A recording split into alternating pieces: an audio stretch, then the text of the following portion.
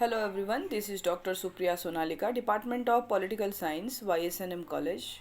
Dear students, very good morning to all of you. आज का जो हमारा क्लास है वो BA part 3 honours political science honours old course के स्टूडेंट्स के लिए है और उनके ओल्ड कोर्स के अंतर्गत जो पेपर 7 है, पेपर 7 के अंतर्गत वेस्टर्न पॉलिटिकल थॉट को पढ़ना है और उसमें आज हम लोग एक बहुत ही महत्वपूर्ण टॉपिक डिस्कस करेंगे। कार्ल मार्क्स जो हैं एक विचारक, उनको और कार्ल मार्क्स का जो सिद्धांत है उन सिद्धांतों के अंतर्गत हम लोग उनके क्लास स्ट्रगल का जो सिद्धांत है, वर्ग संघर्ष का जो सिद्धांत है वो, और राज्य के बारे में मार्क्स के द्वारा क्या विचार दिए गए हैं, इनका अध्ययन हम लोग करेंगे।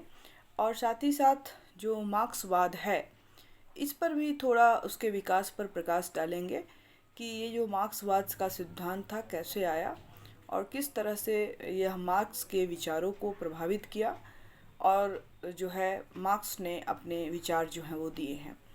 तो इन सभी चीज़ों पर चर्चा आज के क्लास में हम लोग करेंगे।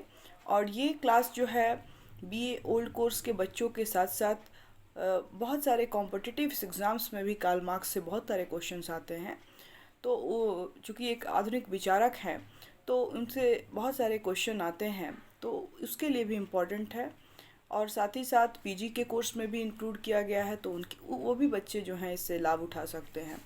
तो सबसे पहले हम लोग थोड़ा सा मार्क्सवाद की जो मार्क्सिज़म है, मार्क्सवाद है, उसकी चर्चा हम लोग करते हैं और उसके बाद हम लोग कार्ल मार्क्स के जीवन परिचय और उनका जो महत्वपूर्ण जो उनका विचार था, किन विचारों से प्रभावित था, वो हम लोग पर जानेंगे।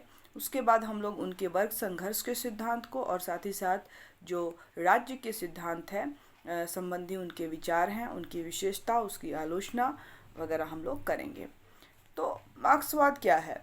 मार्क्सवाद का उदय जो है वो 19वीं शताब्दी के मध्य में हुआ था और जब जो है चीर सम्मत उदारवाद अपनी जो चरमोत्कर्ष पर था और पूंजीवादी व्यवस्था पूरे विश्व में स्थापित हो चुकी थी और औद्योगिक उन्नति के कारण समाज में जो नई संपत्ति पैदा हुई थी वो गिने चुने लोगों की हाथों में थी, या यूं कहें कि उनकी बपौती बनी हुई थी। और कामगर वर्ग जो था, मजदूर वर्ग, कामगर वर्ग, इनका घोर शोषण हो रहा था और एवं उनकी जो दुर्दशा थी काफ़ी दयनीय थी और बहुत ही ख़राब थी। और इसी समय विश्व के इतिहास में एक नई विचारधारा का जन्म हुआ और नई विचारधारा जो जन्म जिसका हुआ वो चिर सम्मत उदारवादी जो व्यवस्था उस समय जो जोड़ों पर थी, चल रही थी, उसको चुनौती के रूप में यह पेश की गई कि मानव इतिहास का विश्लेषण करके इस समस्या को समझकर सुलझाने का प्रयास किया जाए।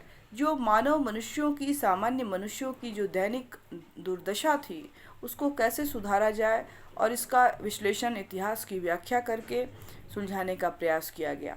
और मार्क्सवाद के अंतर्गत मानव समाज की समस्याओं को इतिहास के माध्यम से समझाने का प्रयत्न किया गया है और इतिहास को परस्पर विरोधी शक्ति और वर्गों के संघर्ष की प्रक्रिया के रूप में देखा जाता है और यह संघर्ष उत्पादन प्रणालियों की त्रुटियों के कारण पैदा होता है और जिसे कुछ लोग उत्पादन के साधनों पर अपना स्वामित्व स्थापित कर लेते हैं और शेष समाज जो है अपनी शर्तों पर श्रम करने के लिए विवश हो जाता है। और इसमें धनवान तथा निर्धन वर्ग अस्तित्व में आते हैं, दो वर्ग जो हैं समाज में अस्तित्व में आते हैं और जो कि क्रमशः प्रभुत्वशाली और पराधीन वर्गों की भूमिका निभाते हैं और इन वर्गों के हितों में सामंजस्य की कोई संभावनाएं नहीं होती हैं और पूंजीपति के अंतर्गत इनका संघर्ष चरमोत्कर्ष पर पहुंच जाता है और अतः मार्क्स ने कामगर वर्गों को संगठित होने और पूंजीपतियों के विरुद्ध क्रांति करने का आह्वान भी किया है उनको। और इस तरह क्रांति के बाद उत्पादन के प्रभुत्व साधनों पर सामाजिक स्वामित्व स्थापित करके समाजवाद की नींव रखी जाएगी और इस अवस्था में पूंजीवाद के अंतिम अवशेषों को हटाना होगा तथा सभी स्वस्थ व्यक्तियों के लिए श्रम को अनिवार्य बनाना, प्रौद्योगिकी तथा उत्पादन की शक्तियों का पूर्ण विकास करना होगा ताकि उनके सामाजिक आवश्यकताओं की पूर्ति में लगाया जा सके और समाजवाद की इस विकसित अवस्था में सामाजिक भेदभाव मिट जाएगा और वर्ग विहीन समाज की स्थापना होगी, जिससे कि मनुष्य सच्चे अर्थ में स्वतंत्र होकर अपने इतिहास का निर्माता खुद बन सकेगा। और मार्क्सवाद का नाम मुख्यतः मार्क्सवाद का नाम मुख्यतः कार्ल मार्क्स के नाम पर रखा गया है। और चूंकि मार्क्स ने ही वैज्ञानिक समाजवाद के सिद्धांतों के रूप में मार्क्सवादी व्यवस्था को पूरे विश्व समाज के सामने लाते हैं, इसलिए इसे इनके नाम पर रखा गया है मार्क्सवाद या मार्क्सिज्म जिसको इंग्लिश में कहते हैं। मार्क्सवाद वो 3 प्रकार का होता है। पहला चिरसम्मत मार्क्सवाद जिसको क्लासिकल मार्क्सिज्म के नाम से हम लोग जानते हैं। दूसरा युवा मार्क्सवाद यंग मार्क्सिज्म और तीसरा नवीन या नव मार्क्सवाद जिसको हम लोग न्यू मार्क्सिज्म कहते हैं। तो मार्क्सवाद वो 3 भागों में विभाजित है। इसके बाद हम लोग देखेंगे कि जो मार्क्सवाद का जो कंसेप्ट है, चूँकि हम लोग जानते हैं कि मार्क्सवाद कार्ल मार्क्स के नाम पर पड़ा है, तो ये जो कार्ल मार्क्स थे ये कौन थे, उनके विचार क्या थे, अब हम इनको जानेंगे। तो कार्ल मार्क्स उस महान विचारक या विद्वान का नाम है जो अपने वैज्ञानिक सिद्धांत के बल पर घिनौनी पूंजीवादी साम्राज्य को ढा देना चाहता है और उसके स्थान पर शोषण विहीन, जाति विहीन, धर्म विहीन, राज्य विहीन, वर्ग विहीन समाज की स्थापना करना चाहता है और जिसमें आदिम साम्यवादी खुशहाली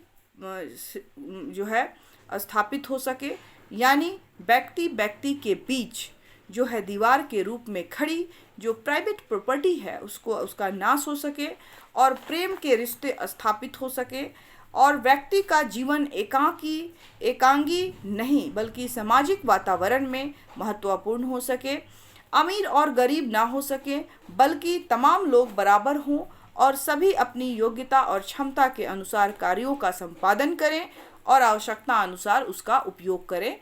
ये कार्ल मार्क्स का एक विचार था और इस तरह से समानता और वास्तविक स्वतंत्रता के पुजारी एवं स्वयं दरिद्रतापूर्ण जीवन जीने वाले महान विद्वान कार्ल मार्क्स का जन्म पश्चिम प्रशा जो जर्मनी का एक भाग था, पश्चिम प्रशा में 1818 में हुआ था और इनके माता पिता यहूदी थे और इनकी मृत्यु 1883 में हुई है। प्रसिद्ध जर्मन दार्शनिक थे और इन्होंने आधुनिक युग के सबसे प्रभावशाली विचारकों में इनको गिना जाता है, कार्ल मार्क्स का नाम लिया जाता है।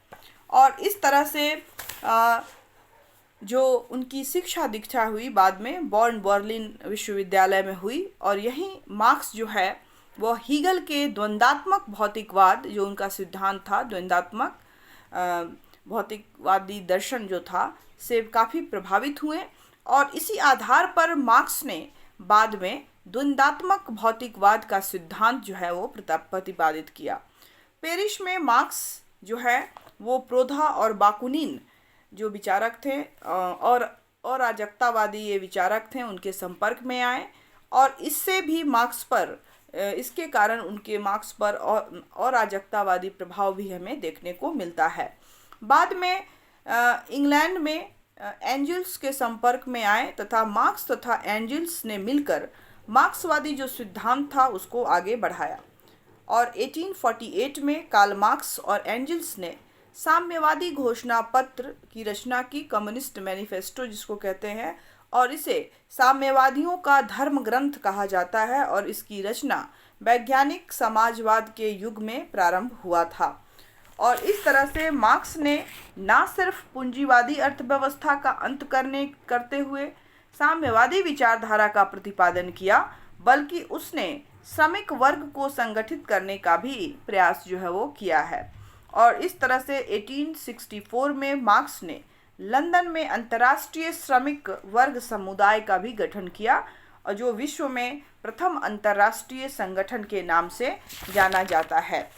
और इसके बाद अब हम लोग चर्चा करेंगे मार्क्स की रचनाओं पर। तो मार्क्स की जो रचना है उसमें जो पहली रचना उनकी है वो है कि the economic and philosophical manuscript, जो 1844 में लिखी गई, और यह मार्क्स की आरंभिक रचना है जिसमें उसके मानवतावादी चिंतन का सर्वोत्तम विवरण देखने को मिलता है। और ये पांडुलिपियाँ जो थीं लंबे समय तक अज्ञात रहीं, और 1927 ईस्वी में ये पांडुलिपियाँ जर्मन सामाजिक लोकतांत्रिकवादियों के अभिलेखागार में पड़ी रहीं, और 1932 में ये जर्मन भाषा में पहली बार प्रकाशित हुई। और इसका अंग्रेजी अनुवाद जो है 3 वर्षों के बाद संभव हो पाया। और ऐसा अनुमान लगाया जाता है कि ये मार्क्स की अधूरी पुस्तक की पांडुलिपियाँ हैं, और कुछ विद्वान इसे तरुण मार्क्सवाद की रचना मानकर मार्क्स की प्रौढ़ावस्था की चिंतन से इसे अलग मानते हैं। दूसरी जो उनकी पुस्तक है वो है द पॉवर्टी ऑफ फिलॉसफी। यह भी जो है 1844 में लिखी गई थी। और इसके बाद आता है इनकी तीसरी पुस्तक, जो सबसे महत्वपूर्ण पुस्तक है, वह है द कम्युनिस्ट मैनिफेस्टो, साम्यवादी घोषणा पत्र जिसको हिंदी में कहते हैं।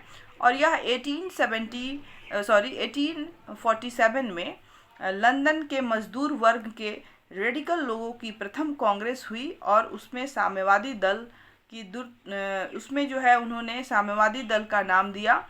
और साम्यवादी दल की द्वितीय कांग्रेस ने कार्ल मार्क्स के सभा के लिए एक घोषणा पत्र तैयार करने को कहा, और इस प्रकार 1848 में कार्ल मार्क्स ने अपनी प्रसिद्ध साम्यवादी घोषणा पत्र कम्युनिस्ट मैनिफेस्टो तैयार की। और हम यह संस्करण जो है स्मरण रखना चाहिए कि मार्क्स की यह घोषणा पत्र जो है मात्र 30 वर्ष की आयु में उनके द्वारा जो है वो लिखी गई थी, और यह उनकी पहली रचना थी। फिर भी यह जो है उनकी अद्वितीय प्रतिभा का साक्षात इसमें परिणाम था, और संसार की असंख्य भाषाओं में इसका अनुवाद अभी तक हो चुका है, और विश्व में सबसे अधिक पढ़ी जाने वाली पुस्तकों में से यह एक है। इस तरह से कम्युनिस्ट मैनिफेस्टो का एक कथन बड़ा ही प्रसिद्ध हुआ कि सर्वहारा क्रांति के आतंक से शासक वर्ग को कांपने दो, श्रमिकों के पास खोने के लिए अपनी बेड़ियां हैं, बेड़ियों के अलावा कुछ नहीं है, जीतने के लिए सारा संसार है, और समस्त संसार के मजदूर एक हो जाओ। ये बहुत ही इम्पोर्टेंट लाइन है, प्रसिद्ध मार्क्स की जो है ये लाइन है, और इसके द्वारा उसने जो है इसके बारे में सारे मजदूरों को की एकता को के बारे में बताया है। इसके बाद जो उनका अगली पुस्तक आती है वो है उनका दास कैपिटल। दास कैपिटल जो है यह एक जर्मन शब्द है, और जिसका हिंदी रूपांतरण जो होता है वो पूंजी है। और यह ग्रंथ जो है वो 3 खंडों में है। पहला खंड 1867 में मार्क्स ने स्वयं जो है इसको प्रकाशित कराया था, और दूसरे खंड को मार्क्स के देहांत के बाद उनके पूर्ण और अपूर्ण पत्रों को एकत्रित करके एंजल्स ने क्रमशः 1885 में तथा 1894 में इसको प्रकाशित कराया। और उसके बाद जो है वो इसको एक तरह से दास कैपिटल को समाजवादियों का बाइबल भी कहा जाता है। काफ़ी महत्वपूर्ण पुस्तक है। इसके बाद और भी बहुत सारी रचनाएं मार्क्स के द्वारा की गई, जिसमें जो नेक्स्ट जो उसकी चौथी पुस्तक है वो है क्लास स्ट्रगल इन फ्रांस, जो 1848 से 50 में लिखी गई, 1850 में। और उसके बाद इसमें और भी पुस्तकें लिखी गई, the critics of political economy 1859 में, वैल्यू प्राइस एंड प्रॉफिट 1865 में, the civil war in France 1871 में, उसके बाद जब द गोतास प्रोग्राम 1875 में, और origin of family, private property and the state 1884 में लिखी गई। और उसके बाद सोशलिज्म यूटोपिया एंड साइंटिफिक 1892 में लिखी गई। तो यहाँ पे जो है बहुत सारी पुस्तकें लिखी गई और मार्क्स के द्वारा लिखे गए लगभग जो जितने भी रचनाएं हैं उनमें फ्रेडरिक एंजल्स के साथ मिलकर भरपूर सहयोग दिया था और इनके साथ जो है मार्क्स के साथ जो है एंजल्स का भी नाम जो है जोड़कर इसमें लिखा गया है। और इस तरह से जो है मार्क्स के द्वारा बहुत सारी रचनाएं लिखी गई हैं और मार्क्स लिखते हैं कि दार्शनिक लोगों ने केवल विश्व की व्याख्या की है, प्रश्न यह है कि विश्व को बदलने के लिए की बात वह जो है मार्क्स करते हैं। इसके बाद हम देखते हैं कि जो मार्क्स के जो दर्शन हैं उनके स्रोत क्या है, सोर्सेस क्या है, किस आधार पर मार्क्स ने अपनी ये सारी रचनाएं जो है वो लिखी हैं, चाहे वो दास कैपिटल हो, चाहे वो कम्युनिस्ट मैनिफेस्टो हो, या आपका लो प्राइस रेट है वो है, या आपका प्राइस प्रॉपर्टी एंड उनका वैल्यू प्राइस एंड जो प्रॉफिट है ये है। तो इन सब चीज़ों को कहाँ से लिखा है, किन के विचारों से प्रभावित होकर मार्क्स वो जो है वो प्रभावित था। तो मार्क्स की विचारधारा जो है उसके अंतर्गत बहुत सारे स्रोत हैं, स्रोतों से उसने बहुत सारी पुस्तकों, बहुत सारे विद्वानों का उसने अनुसरण किया, उसके आधार पर उसने अपनी रचनाएं की और उस पर जो प्रभाव पड़ा, पहला प्रभाव जो है वो हीगल का पड़ा था, हीगल के दर्शन का, आदर्शवादी विचारक हीगल जो हैं उनके दर्शन का पड़ा। और मार्क्स की विचारधारा और पद्धति पर सबसे अधिक अगर प्रभाव किसी का पड़ा है तो वो हीगल के दर्शन का पड़ा है और हीगल के दर्शन से ही प्रभावित होकर मार्क्स ने कहा कि विश्व की प्रकृति स्थिर नहीं है वरन निरंतर गतिशील है और यदि हम इसे समझना चाहते हैं तो इसके विकास की प्रक्रिया को समझना होगा और विकास की यह प्रक्रिया एक सीधी रेखा में ना होकर टेढ़ी मेढ़े रास्तों से गुजरती हुई है और जिसे हम द्वंद्व कहते हैं। और इस प्रक्रिया के जो में 3 चरण होते हैं, वाद, थीसिस, प्रतिवाद, एंटीथीसिस एंड संवाद, जो है सिंथेसिस जिसको कहते हैं। मतलब वाद, प्रतिवाद और संवाद जो है ये द्वंद्व की जो प्रक्रियाएं हैं चलती हैं और विकास जो है वो सीधी रेखा में ना होकर टेढ़ी मेढ़ी रास्तों से होती है। वाद में अंतर्निहित विरोधाभास के कारण प्रतिवाद का जन्म होता है और प्रतिवाद के विरोधाभास के कारण संवाद का जन्म होता है। लेकिन संवाद भी अस्थायी नहीं रहती और बल्कि अपने को पुनर्स्थापित या पुनर्परिवर्तन के चक्रानुसार फिर से वाद, प्रतिवाद और संवाद की प्रक्रिया जो है वो प्रारंभ हो जाती है। लेकिन हीगल की द्वंद्वात्मक पद्धति में मुख्य अंतर जो था, मुख्य तौर पर जो है विवेक या आत्मा को जोड़ देते हैं हीगल। लेकिन मार्क्स का जो द्वंद्वात्मक पद्धति को जो है स्वीकारते हुए भौतिक वस्तुओं को भी स्वीकार करते हैं। ये डिफरेंसेस है हीगल के द्वंद्वात्मक भौतिकवाद में, द्वंद्वात्मक सिद्धांत में और इसमें, और इसलिए इसको द्वंद्वात्मक भौतिकवाद कहते हैं मार्क्स के जो द्वंद्वात्मक सिद्धांत जो है उसको, क्योंकि जहाँ पे हीगल ने आत्मा और विवेक पर जोर दिया है वहीं मार्क्स ने अपने द्वंद्वात्मक पद्धति में भौतिक वस्तुओं पर जोर दिया है। दूसरा जो प्रभाव पड़ा मार्क्स के दर्शन पर वह था समाजवादियों का तथा एडम स्मिथ तथा रिकार्डो जो विचारक थे उनका पड़ा। और समाजवादियों में रॉबर्ट ओवेन जो है उनका प्रभाव, और उन्होंने जो मानवीय चरित्र का जो चित्रण या वातावरण जो निश्चित किया था, मानवीय चरित्र वातावरण से निर्धारित होता है, उन्होंने कहा था, ना कि प्रकृति से। और इसी विचार से प्रभावित होकर मार्क्स ने भौतिक द्वंद्वात्मकवाद में पदार्थों के प्रभाव को देखते हैं। और एडम स्मिथ और रिकार्डो ने सबसे पहले मूल्य के श्रम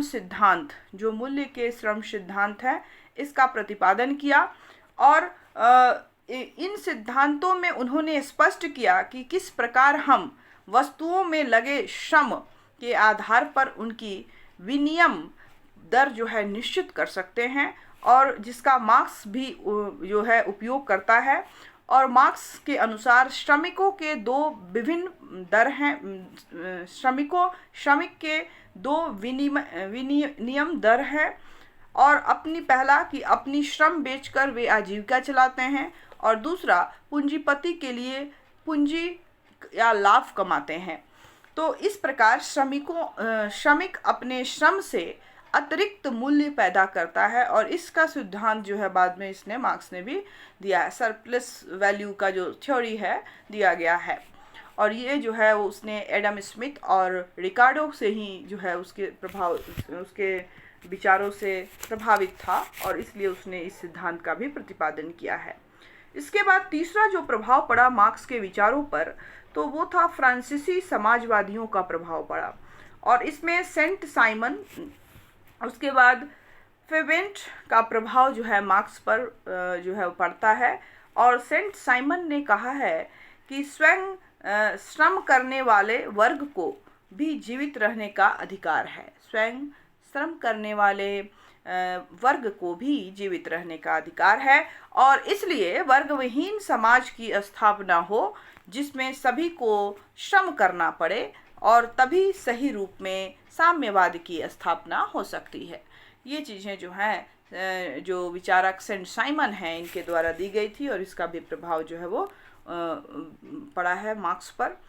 तो अगला जो है कि सामयिक जो आर्थिक परिस्थितियां थी उस समय में, मार्क्स के जन्म के समय जो समसामयिक जो कंटेम्पररी जो सिचुएशंस थे, पॉलिटिकल सिचुएशंस थे, चूँकि औद्योगिकरण हो चुका था, औद्योगिकरण हो रहा था, पूंजीपति लाभ कमा रहे थे एक तरफ, दूसरे जो वर्ग जो विहीन लोग थे अपना श्रम, अपना मेहनत मजदूरी करके जो है अमीरों को अमीर बना रहे थे, और उनकी स्थिति दिन प्रतिदिन खराब हो रही थी।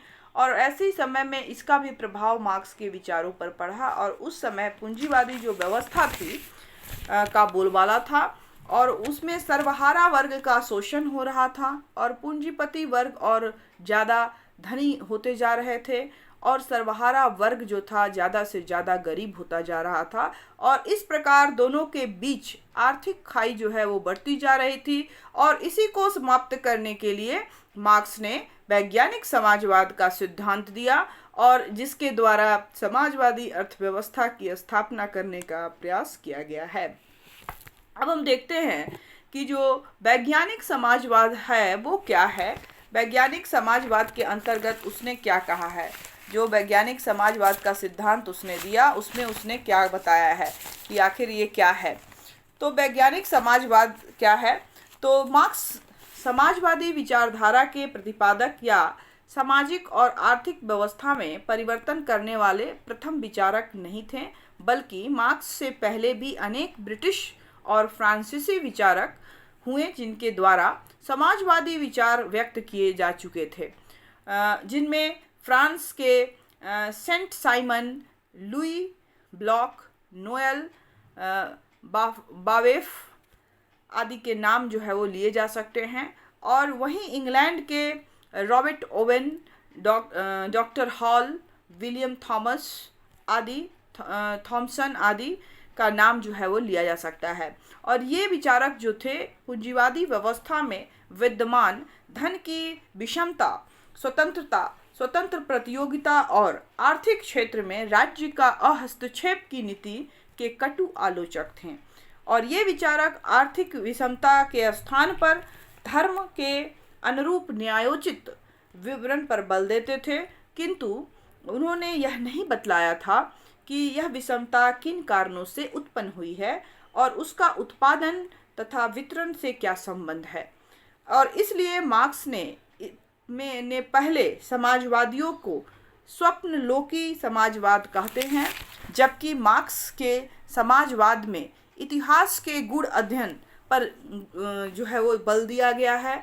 और इसमें उन्होंने द्वंद्वात्मक भौतिकवाद, इतिहास की आर्थिक व्याख्या, वर्ग संघर्ष और पूंजीवादी व्यवस्था का विश्लेषण करके आधुनिक समाज की बड़ी गहराई से अध्ययन किया है।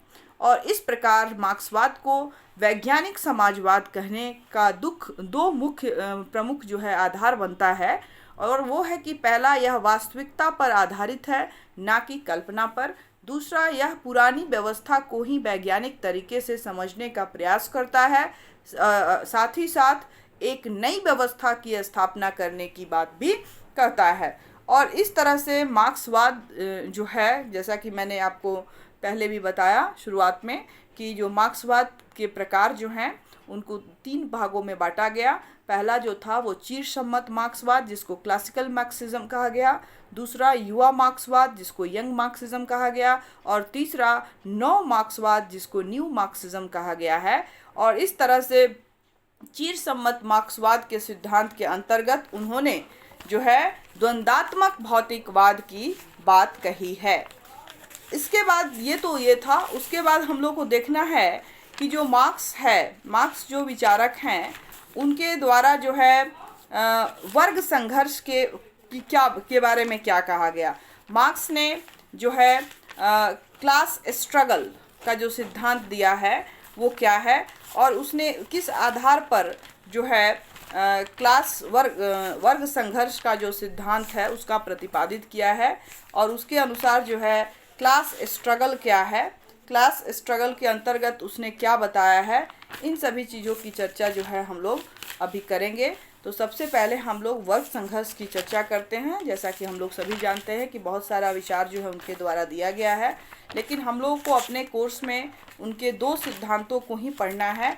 एक जो है वो वर्ग संघर्ष का सिद्धांत, और दूसरा जो है उसका राज्य संबंधी उसने जो क्या विचार कहे हैं उसको देखना है। तो हम लोग सबसे पहले वर्ग संघर्ष को देखते हैं।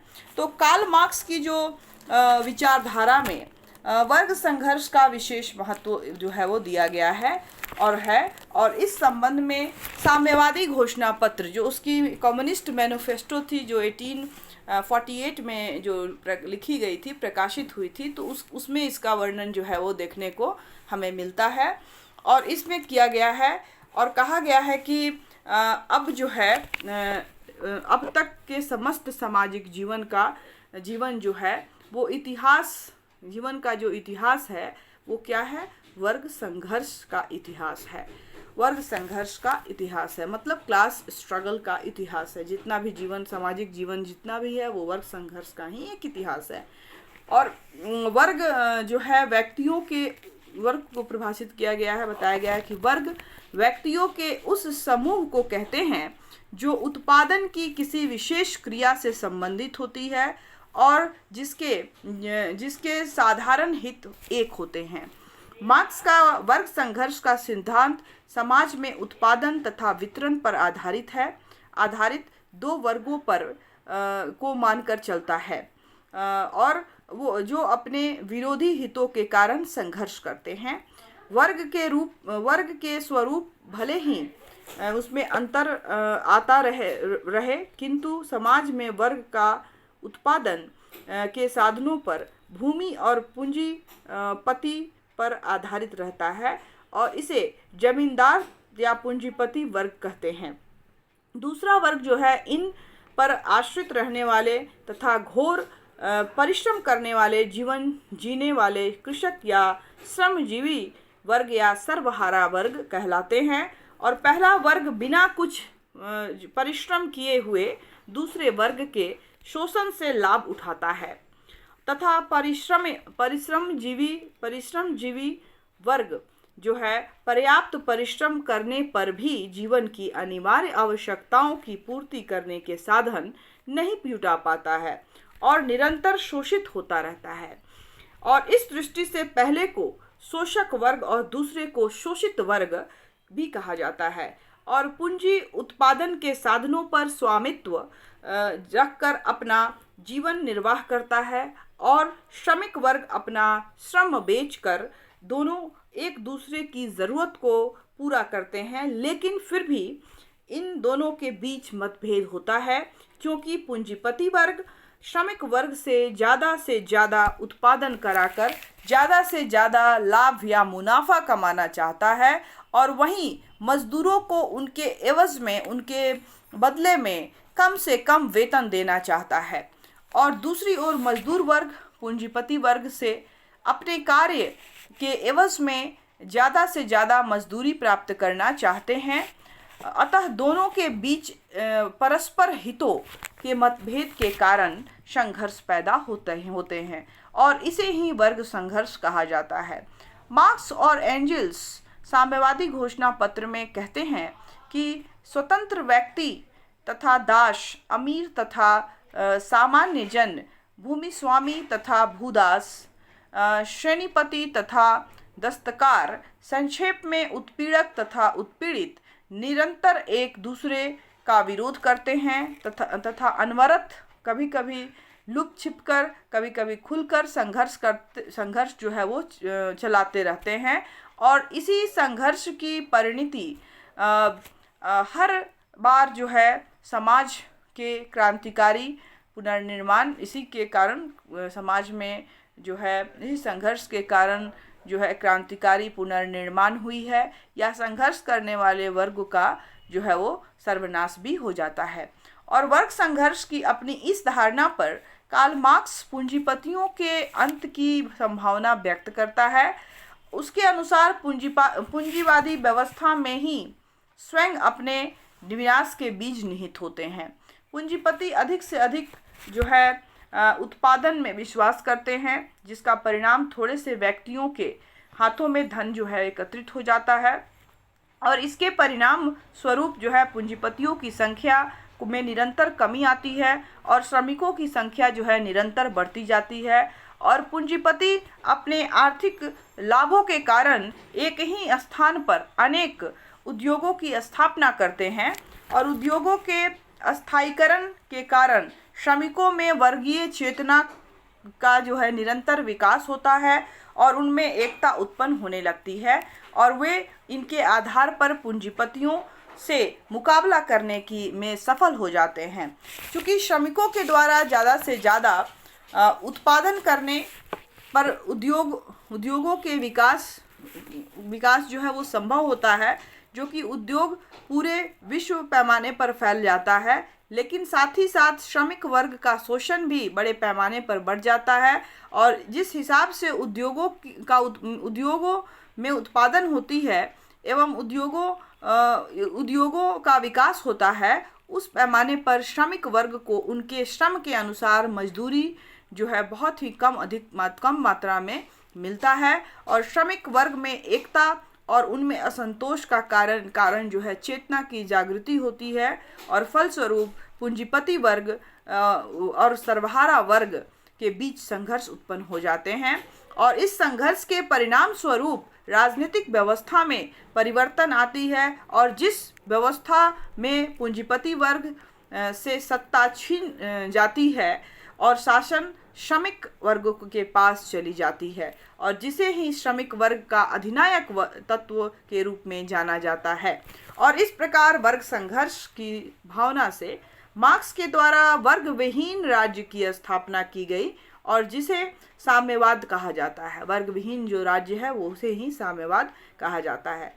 अतः मार्क्स के सिद्धांत जो है मार्क्सवाद में वर्ग संघर्ष एक जो है केंद्रीय तत्व है। जैसा कि कोकर ने लिखा है, ये पूंजीवादी व्यवस्था मजदूरों की संख्या को बढ़ा देगी और उसमें वर्ग चेतना जो है का प्रादुर्भाव कर देगी और उनमें परस्पर संपर्क जो है तथा सहयोग स्थापित होने के कारण विश्वव्यापी पैमाने पर शासन जो है वो साधन जो है प्रदान करती है और उनकी क्रय शक्ति जो है को कम करती है और उनका अधिकाधिक शोषण करके उन्हें संगठित प्रतिरोध करने के लिए प्रेरित करती है।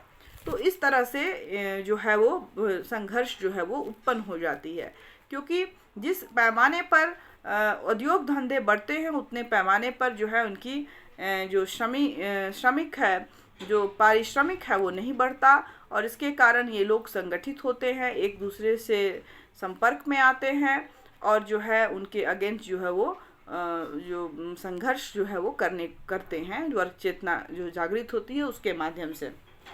इसके बाद हम लोग, ये तो इनका सिद्धांत था, इसके बाद हम लोग देखेंगे कि इनकी आलोचना जो की गई है वो किस आधार पे की गई है। तो मार्क्स के द्वारा जो सिद्धांत दिया गया है, वर्ग संघर्ष के सिद्धांत की आलोचना जो है की गई है और उसमें जो पहली आलोचना की गई है कि किसी भी सामाजिक व्यवस्था का मूल तत्व संघर्ष नहीं होता वरन सहयोग होता है।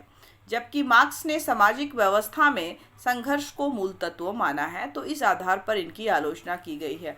दूसरा, समाज में केवल दो वर्ग ही नहीं होते, बल्कि समाज अनेक वर्गों से, समुदायों आदि से बटा हुआ होता है, जो कि प्रायः अपने अपने हितों को लेकर चलता है। जबकि मार्क्स कहते हैं कि समाज में दो वर्ग ही पाए जाते हैं। एक वर्ग उत्पादन पर स्वामित्व पर अधिकार प्राप्त करता है, जबकि दूसरा वर्ग स्वामित्व विहीन होता है। लेकिन वर्तमान समाज में ऐसी बात नहीं है। तीसरा जो महत्वपूर्ण बात है कि मार्क्स पूरी सामाजिक वर्ग को अधिक आर्थिक वर्ग के आधार पर व्याख्या करते हैं और उत्पादक वर्ग उत्पादन पर स्वामी अधिकार जो है वर्ग जो है होता है। लेकिन समाज में वर्ग सिर्फ आर्थिक आधार पर ही नहीं होता वरन कई आधारों पर यह विखंडित होता है। अगली जो इनकी आलोचना की गई है कि मार्क्स के अनुसार समाज में क्रांति जो है वो श्रमिक वर्ग के द्वारा लाया जाता है। लेकिन इतिहास इस बात का गवाह है कि क्रांतियाँ जितनी भी क्रांतियाँ हुई हैं उनमें बौद्धिक वर्गों का महत्वपूर्ण स्थान रहा है। फ्रांस की क्रांति में रूसो डिगरो का महत्वपूर्ण स्थान रहा। वहीं 1688 की इंग्लैंड की जो गौरवपूर्ण क्रांति हुई, इसमें लॉक जैसे विचारक जो बौद्धिक लोग थे उनका महत्वपूर्ण योगदान रहा। अतः मार्क्स के द्वारा कही गई यह बात जो श्रमिकों के द्वारा क्रांति की जाएगी वह एक अधूरा सत्य लगता है।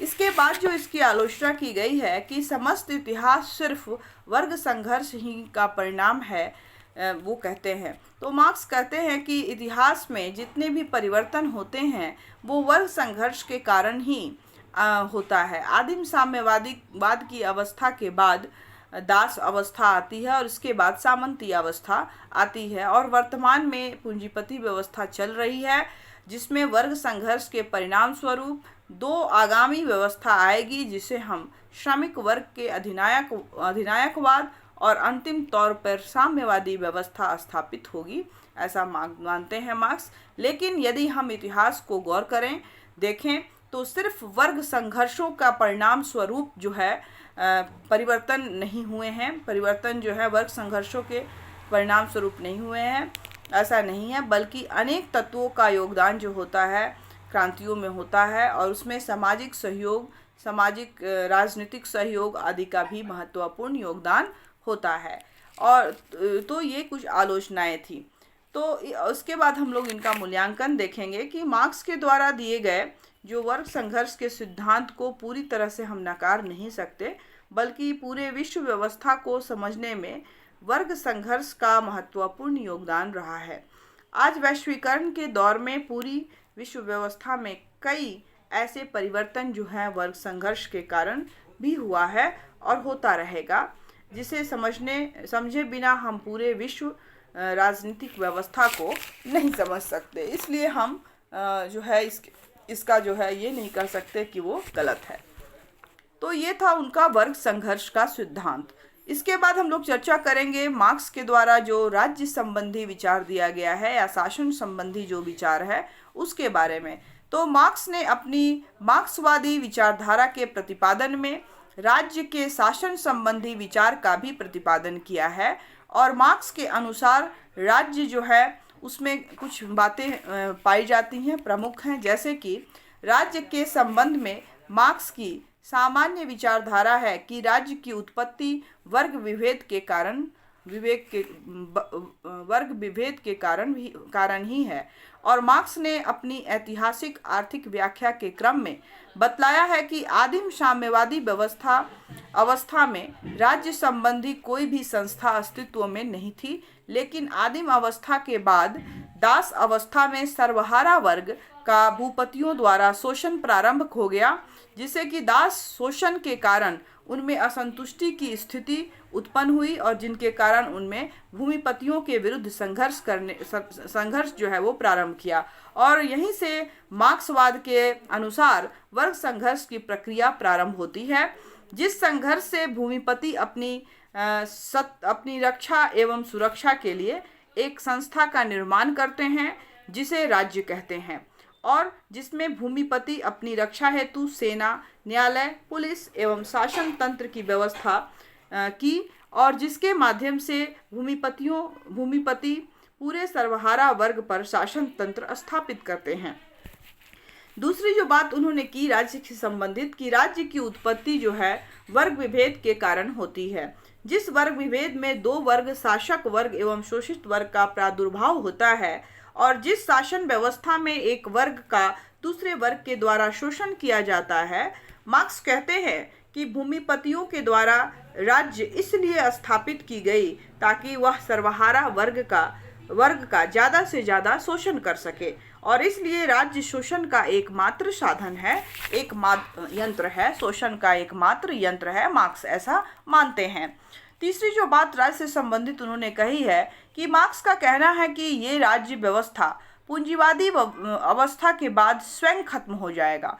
मार्क्स ने अपने ऐतिहासिक क्रम में बतलाया है कि पूंजीवादी अवस्था के बाद एक नई व्यवस्था आएगी, और जो कि श्रमिक वर्गों के अधिनायक तंत्र के रूप में अवस्था होगी, जिसमें भूमिपतियों की शासन व्यवस्था की जगह श्रमिकों की शासन व्यवस्था स्थापित हो जाएगी, जो कि श्रमिक वर्ग के अधिनायकवाद के नाम से जाना जाएगा। और उनका कहना है कि इस अवस्था का आगमन वर्ग संघर्ष के कारण होगा, और जिस शासन व्यवस्था में सरकारों के द्वारा व्यक्तिगत संपत्ति का उन्मूलन, पैतृक अधिकारों की समाप्ति, यातायात तथा अन्य राज्य साधनों का राष्ट्रीयकरण होगा, और बच्चों को राज्य के द्वारा अनिवार्य एवं निःशुल्क शिक्षा प्रदान की जाएगी, और भूमिपतियों के की जमा पूंजी जो होगी उनका उन्मूलन किया जाएगा, और इस प्रकार संपूर्ण शासन तंत्र पे मजदूर वर्ग का स्वामित्व स्थापित हो जाएगा। ये बातें मार्क्स कहते हैं। अगली जो बात कहती हैं, इस प्रकार मार्क्स ने अंतिम तौर पे कहा है कि मजदूर वर्ग के अधिनायक तंत्र के बाद ऐसी अवस्था आएगी जिसमें राज्य संस्था का नाम निशा जो है वो नहीं होगा, और फलस्वरूप पूरा समाज राज्य विहीन और वर्ग विहीन के रूप में स्थापित हो जाएगी, और यह साम्यवादी अवस्था मार्क्स के अनुसार एक आदर्शवादी अवस्था होगी, जो कि वास्तविक साम्यवादी समाज होगा, और यह समाज राज्य विहीन, वर्ग विहीन, धर्म विहीन, जाति विहीन तथा धन के आधार पर कोई भेदभाव इसमें नहीं किया जाएगा, और सभी लोगों को ज़्यादा से ज़्यादा सामाजिक न्याय प्राप्त होगा, और इस समाज में सभी व्यक्ति को योग्यता के अनुसार श्रम करने एवं अपनी आवश्यकता की पूर्ति कर सकेंगे, और तथा जो व्यक्ति काम करने में या परिश्रम करने के में सक्षम नहीं होंगे, तो वैसे लोगों उन्होंने समाज के द्वारा सामाजिक बीमा की प्राप्ति होनी चाहिए। इसकी बात जो है मार्क्स के द्वारा कही गई है। मार्क्स की जो उपयुक्त जो हमने राज्य संबंधी अवधारणा की चर्चा की, तो उसमें उन्होंने राज्य जैसी संस्था को क्या कहा है, एक शोषण का एकमात्र साधन मानते हुए वर्ग संघर्ष का अखाड़ा बताया है, जिसमें उन्होंने यह भी कहा है कि यह राज्य संस्था ज़्यादा समय तक नहीं टिकेगी और टिकी रह सकती, क्योंकि इसमें हमेशा वर्ग संघर्ष होता रहेगा, और अंतिम तौर पर राज्य जैसी संस्था पूरी तरह से खत्म हो जाएगी। और इसके बाद जो है हम लोग इसके ये जो हमारा इस तरह से उन्होंने अपने जो विचार जो है राज्य से संबंधित अपने विचार जो है दिए हैं, और वह चाहता है कि एक तरह से मार्क्स जो है राज्य की समाप्ति चाहता है, और मार्क्स का कहना है कि राज्य पूंजीपतियों के शोषण का एक हथियार है, और जब तक राज्य रहेगा तब तक सर्वहारा वर्ग का शोषण होता रहेगा, और इसलिए राज्य को समाप्त करना चाहिए। और इस तरह से उसने जो है अपने विचार राज्य संबंधी विचार दिए हैं। तो ये था हमारा टॉपिक जो हमें अपने कोर्स के अंतर्गत पढ़ना था। हमने चर्चा की सबसे पहले मार्क्सवाद की, और उसके बाद मार्क्सवाद के जो जनक थे जिनको कार्ल मार्क्स के नाम पर मार्क्सवाद का नाम पड़ा, तो कार्ल मार्क्स की जीवन परिचय के बारे में, कार्ल मार्क्स के विचारों में जिन लोगों से वो प्रभावित हुए उनके विचार, उसके बाद उनके बहुत सारे पॉलिटिकल जो उनकी रचनाएं थीं और भी विषय से संबंधित रचनाएं थीं, उन रचनाओं को हमने देखा, और उसके बाद हमने उनका क्लास स्ट्रगल जो था, वर्ग संघर्ष का सिद्धांत था, उसकी चर्चा की। साथ ही साथ हमने उनके राज्य संबंधी जो विचार थे उसकी भी चर्चा हम लोगों ने की। क्वेश्चन जो है अब इसमें से जो आता है उसमें आ सकता है कि मार्क्स ही प्रथम समाजवादी है, इसके जिसके कार्य को वैज्ञानिक कहा जा सकता है, इसकी व्याख्या करें, इस कथन की व्याख्या करें। इसके बाद ये आ सकता है कि मार्क्सवाद क्या है, मार्क्स के प्रमुख सिद्धांतों की संक्षिप्त में चर्चा करें। इसके बाद क्वेश्चन आ सकता है मार्क्स के द्वारा प्रतिपादित राज्य और शासन संबंधी धारणा की विवेचना करें। क्या आप इस धारणा से सहमत हैं? व्याख्या करें। या क्वेश्चन आ सकता है अब तक समस्त मानव जाति का इतिहास वर्ग संघर्ष का इतिहास रहा है, मार्क्स के इस कथन की पुष्टि, आलोचनात्मक व्याख्या करें या पुष्टि करें। तो इस तरह से ये क्वेश्चन जो है आ सकता है। इससे इस चैप्टर से संबंधित जो इम्पोर्टेंट क्वेश्चन आपके लिए एग्जाम्स में इम्पोर्टेंट है, तो इस तरह से इस क्वेश्चन कुछ इसमें पूछे जा सकते हैं जिसको मैंने आपको बताया। अगर आपको कहीं भी टॉपिक में कुछ समझ में नहीं आया है तो आप जो है कमेंट सेक्शन में जाकर अपने कमेंट जो हैं रखें प्रश्न के रूप में, हम लोग उसको क्लास में सॉल्व करेंगे। साथ ही साथ जो भी लोग नए हैं चैनल को सब्सक्राइब कर लें, नोटिफिकेशन को ऑन कर लें, बेल आइकन को दबा दें ताकि आपको नई वीडियोस मिलती रहे।